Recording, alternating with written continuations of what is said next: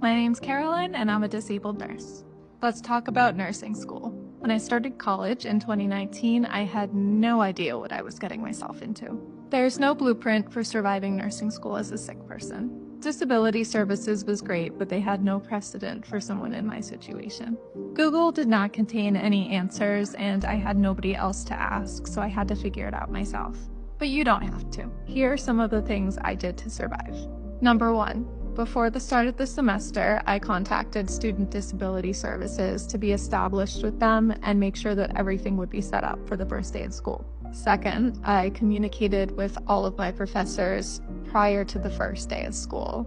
I sent out a little email beforehand telling them that I was going to meet with them after class on the first day to just get them briefed on my situation and let them know what may or may not happen during the semester.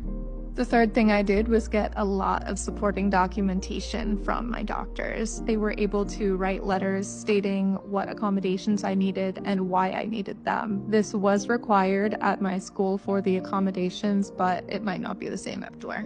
Number 4, making content accessible to me. This looked like several things depending on the situation, the class, and the professor. Sometimes professors would upload the lecture slides for me so I could take notes at home. Sometimes I would have a note taker in class who would write everything down for me, and sometimes I could take audio recordings. Number 5 was taking advantage of office hours. It was a good time to catch up one-on-one with my professors, make sure that I was understanding all of the information, and asking any questions I might have. Since COVID, all of my professors were willing to do this with me online so that I could stay in bed if I needed to. Number 6 is firm self-advocacy. This is one that took me several years to develop.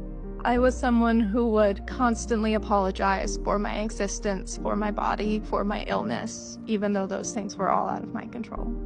Eventually, I recognized that it's my educator's job to support me and help me succeed, so we worked together to figure out what was best.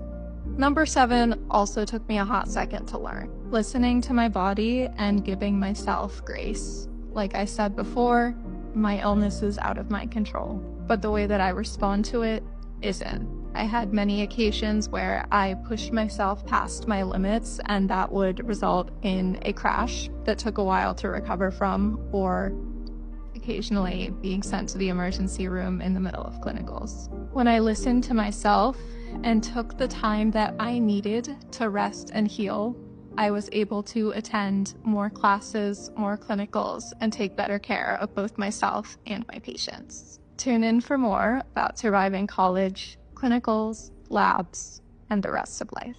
Follow for more Crippled tips.